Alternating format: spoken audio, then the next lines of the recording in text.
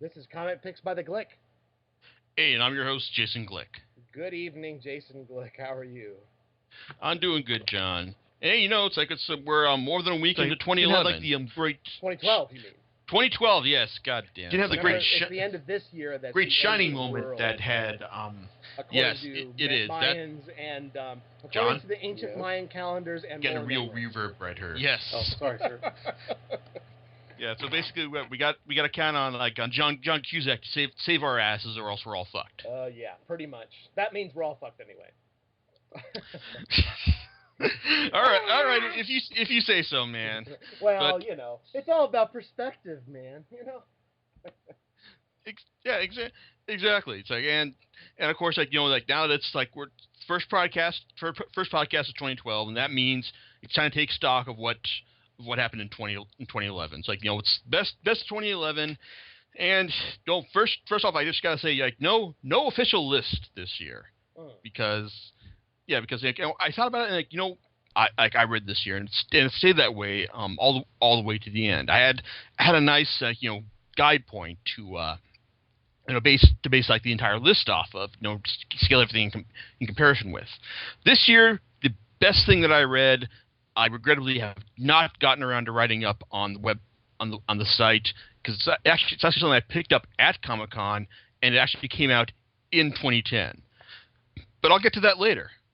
So let me just say that as always with these lists, I want to stay away from like continuing series that I've honored in the past, because if I was just talking about the series I enjoy most, that I look forward to, I'd just be like, oh hey, you know what?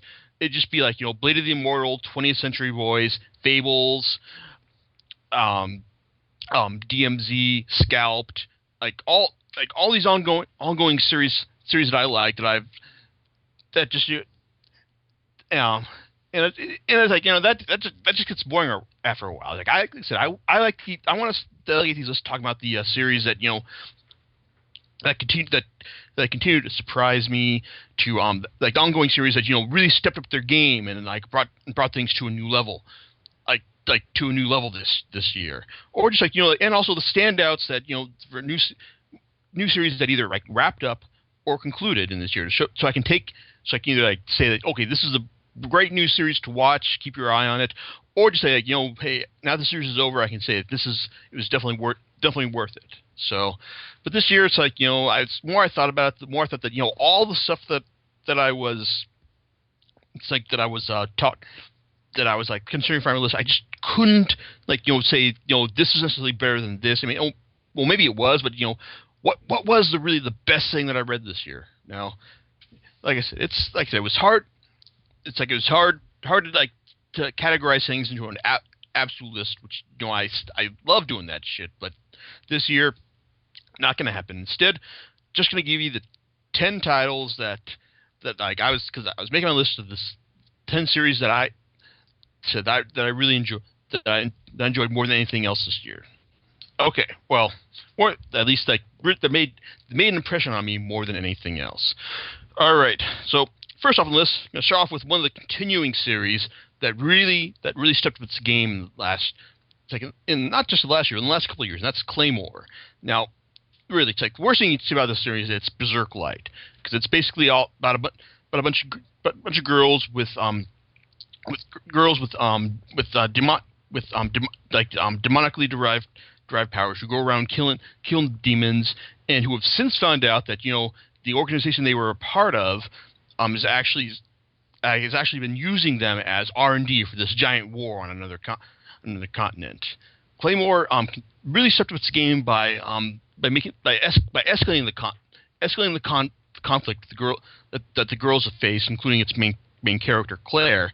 It's as she's come face to face with the girl who killed her mentor, and is now back in full force. But they've also had to face this giant world devouring creature that's a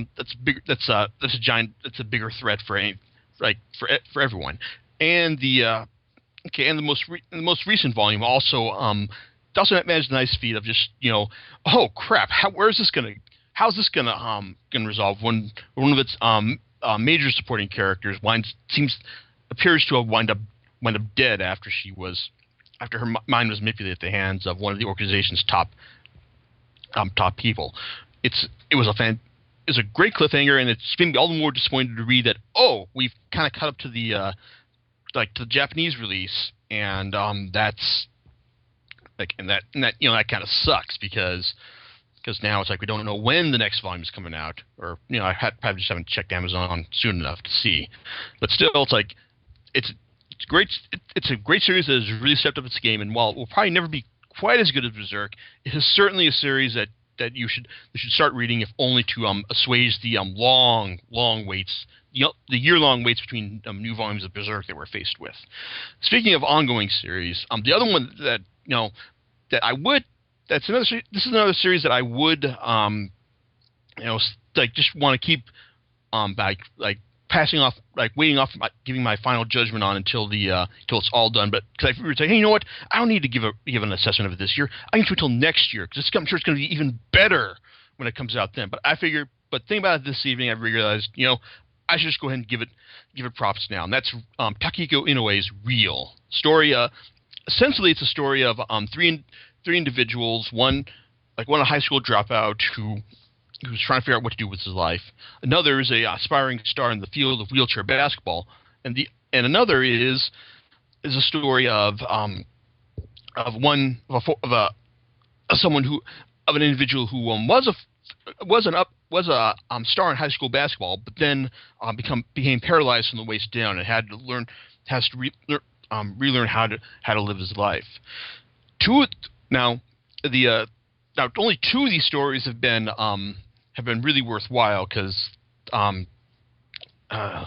because Togawa, the star who is the star who is aspiring star of wheelchair basketball, his storyline has kind of fallen by the wayside, but still the stories of Takashi and the other guy who can't remember his name off the top of my head right now, the high school dropout, their stories are absolutely compelling. Takashi's story could have sustained an entire series by itself, and seeing his struggles through rehab, but the story of the high school dropout, his story is just as compelling as he has none of their physical deficits, but all his problems are mental. Just getting past all the all the bad vibes and poor decisions he's done with his life until this point, and now he's trying his best to try and get past that. And we're finally going to see him get his shot at the big leagues when he tries out for a pro team in the next volume.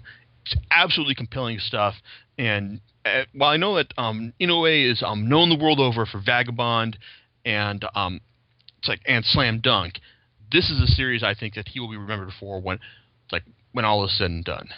But still, so while we're on the subject of manga, another series that wrapped up this year was Osamu Tezuka's Blackjack.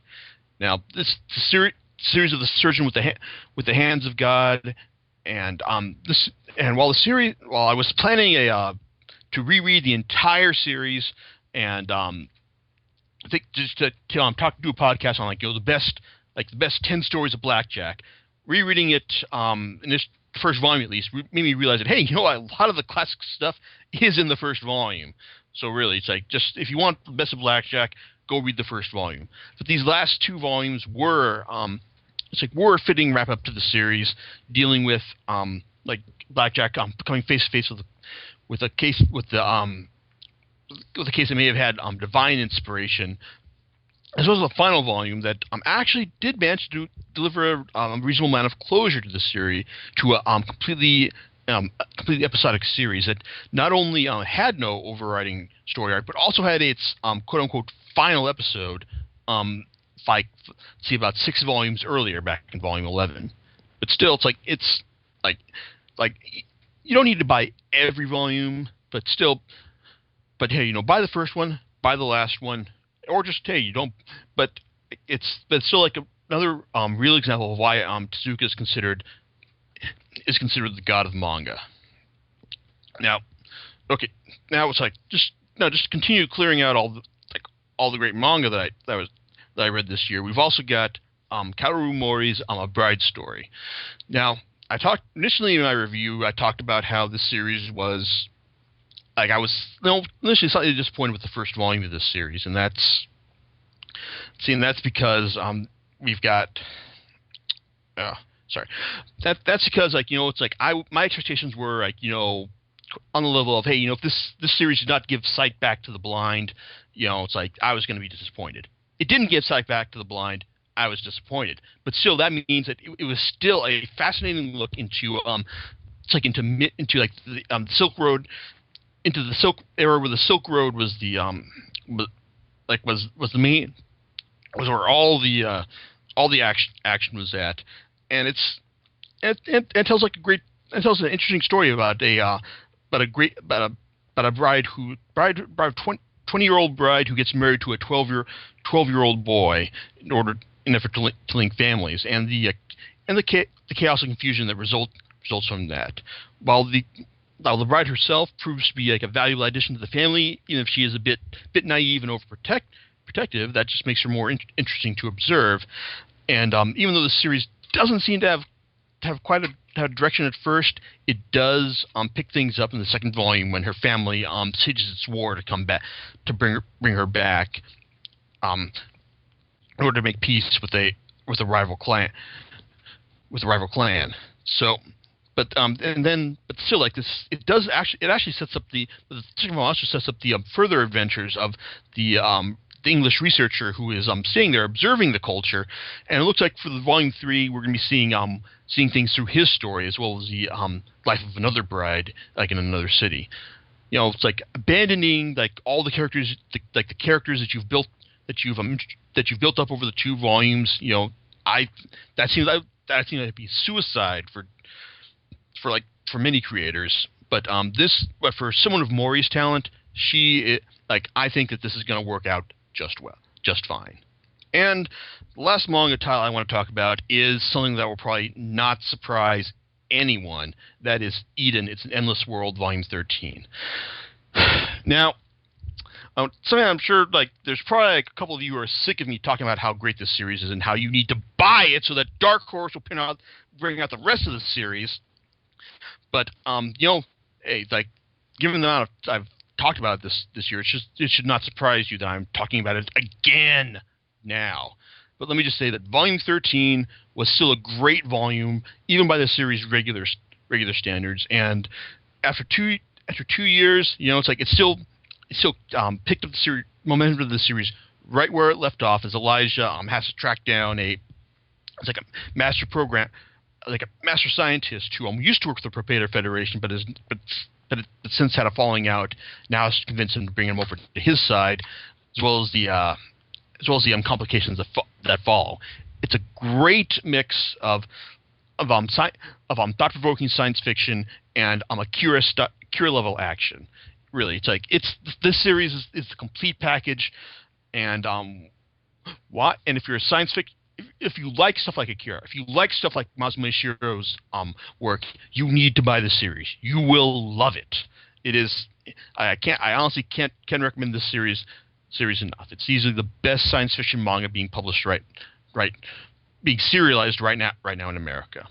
Yeah, but it's not all about the Japanese right now, because we also got like plenty of Americans who have put out good work in this year as well. Now, and the first I want to talk about is something that I just decided upon to include this list, if for no other reason than to get its author to do more creative owned work and stop doing so many superheroes. And that would be Brian Michael Bendis and Alex Maleev's Scarlet.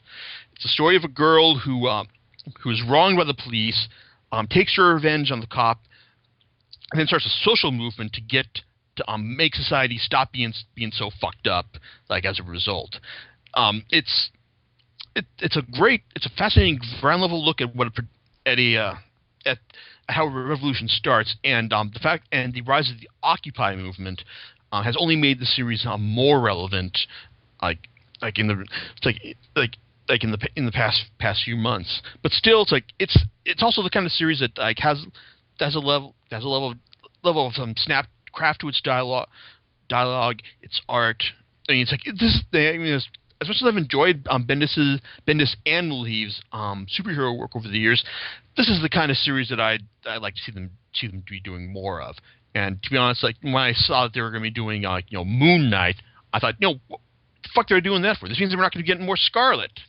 Well, shit. But the good news is that Bendis is finally going to wrap up his years-long run with the Avengers, and he's going to be refocusing on his creator-owned titles, which means that the next arc of Scarlet has already begun to be solicited, but this also means we're getting more creator-owned, more work with him and Mark Bagley, and hopefully more of Powers from him and Mike Oeming. But still, it's like I said, I may have put this on the list just to vent my frustrations about like getting Bendis to do more stuff that really matters. But still, it's good work. You should go out and buy it, even though it's in hardcover right now. Speaking of, Howard, we're on the subject of creators who are doing good work in the superhero field. We've got Grant Morrison, who it's like anything. Like for the past couple of years, anything the man has touched has turned to gold. Particularly his run on Batman, and that was never more true this year than with Volume 3 of Batman and Robin. Batman and Robin Must Die, which features the climax of his run on the title, which featured not only the Dick Grayson Batman and Damian Wayne as Robin, finally coming face to face with the Joker, but also their rematch with Dr. Hurt, who's also convinced that he is Bruce Wayne's father, Thomas, come back to save Gotham in its time of crisis as Professor Pig unleashes his addictions that he can his addiction plague on the city. The amount of stuff that Morrison manages to cram in this arc is in the 4 issues here is incredible. From the establishment of the threat, from the Joker, from the Joker's introduction to Damian's one-on-one with him, Commissioner Gordon's struggles, Dr. Hurt's plans, everything. It seems like this should have been like a 6-issue or even an 8-issue arc, but no, Morris managed to effectively cram everything, seamlessly cram everything he needs into the 4 issues here, and make it look easy. My favorite bit is the part where Professor Pig threatens Six's Dollatrons on them, saying kill Batman and Robin, and I'll give you all the cure you need. And then Dick turns around saying, "You hear that? He's got the cure. Go and get him." And they turn on Professor Pig instead. It's brilliant. It's a brilliant twist on an old superhero staple. That's what I love about it. And to boot, Morrison also teamed up with artist David Finch for Batman the Return, collected in this volume, to give you the introduction to Batman Incorporated, which basically has Bruce taking Batman to the world stage, giving each installing a Batman in each country as well to fight crime there. It also introduces to his new global level threat, Leviathan. And even though Batman Incorporated has been plagued by delays throughout this year, it's I'm still all for picking up the trade paperback when it's released in the next couple months. Great stuff. Can't wait to read more of it in the next year. Speaking of great superhero work, we've also got Paul Cornell hitting a home run with artists Pete Woods and others in the 2 volumes of Superman: The Black Ring that were released earlier this year. Now, that was like that. Well, I was kind of lukewarm in the first volume, so it just seemed like it was Lex Luthor team up. He's just teaming up with fighting against Mr. Mind, Gorilla Grodd, and all these other. Oh, and also meeting up with Death of the Endless, having him just meet up with all these characters and just doing this thing, and that would have been fun. That would have been entertaining of itself. But then in the second volume, we finally get the then everything there is clarified. We finally get the plot is brought into sharper focus. We get the real meaning behind his overall quest, and we get to see like nice understanding of his personality as well. As he attains ultimate power and uses it in order to try and bring Superman to his knees. But at the same time, he finds out that he has that even though he has the power to bring ultimate happiness to everyone in the world, is it worth it if it means that that Superman remains as happy as everyone else? That he has to leave his greatest enemy in eternal bliss with everyone else. It's a great take on the character. Probably might even be the definitive one, because even before even though with the DC, I guess one of the other regrets I have about the DC reboot is that we're not going to see what Cornell does next with Lex Luthor. But hey, as soon as he shows up in the DCU, which I'm sure will be pretty soon, with once Morrison and whoever's going to be writing him Superman get around to it, I'm sure it'll certainly be worth the wait. But it won't be as good as what we got here. Overall, fantastic stuff from the creators, and I'm definitely looking forward to seeing more. Also, another series that also stepped up its game was American Vampire from Scott Snyder and Rafael Albuquerque. Now, while the first volume was good, because it was basically just Snyder establishing the concept and Stephen King introducing us to the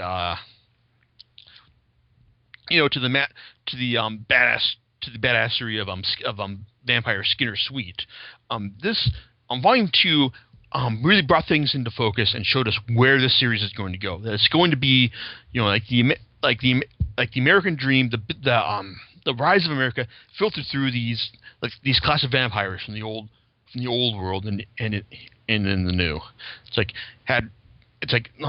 showed us this through the rise of Las Vegas. And the vampire war that took place in there. There's great compelling, well written stuff with great art from Albuquerque and artist Mateus Santaluco in the second arc there. That also introduced to vampire bootleggers, which is awesome. It's a great volume, and to be honest, I was kind of disappointed that I'm disappointed and happy at the same time that Volume 3 is taking so long to come out, because it's collecting 11 issues, both 6 issues from the regular series and the 5-issue Survival of the Fittest miniseries with art by the awesome Sean Murphy. That's coming out in March, and I kind of wish if it meant that we were going to get it sooner, I would have liked to have had them split it up. But still, it's hey, if it just means we're going to be in one giant 11-issue collection, hey, I'm sure it'll be worth the wait. Yeah, and finally on this list, we have got a great 10-issue series from Fabio Moon and Gabriel Bob, Brazilian twin brothers, called Day Tripper. Day Tripper is a story of Brás de Oliveira Domingos, the son of a very famous writer, and we're introduced to him and it's a 10-issue series that focuses on 10 particular days in his life. And the catch is, at the end of each day, he dies. Now, there's no trick or magical realism here. It's that each story it's still, there's no he's not stuck in any kind of Groundhog Day type paradox or curse here. It's just that we're introduced to him at a particular point in his life, and then at the end he dies, and we see the obituary that's written to see what does his life mean up until this point. And by doing so, as it goes on, it shows us we finally get a sense of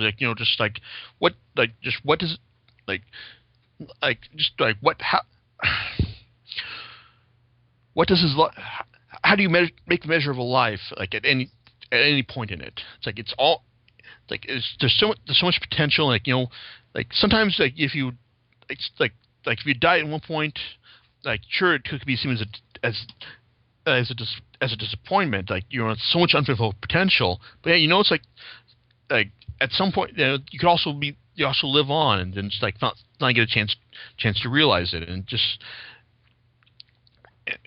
reap its benefits, and then just come to terms with just what it means to actually like keep on living and to actually find what it means to accept death in the very end.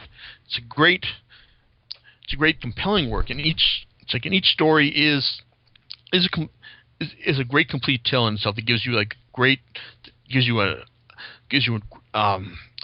fascinating overview of Ross's life. And it's like I have to admit that this is also one of the series that I loaned to a buddy of mine at work who doesn't normally read comics, but he's a fan of Boone and Baugh, and he really got into this as well. Overall, like compelling work. Not like it's definitely a bit more meatier than a lot of the stuff I talk about here, but certainly no less satisfying for it as well. Yeah, and also just as we're getting close to wrapping things up here, let me just say that I want to give like a special shout out to the best thing I read last year that didn't come out in this year was a trade paperback called Orc Stain by James Stokoe.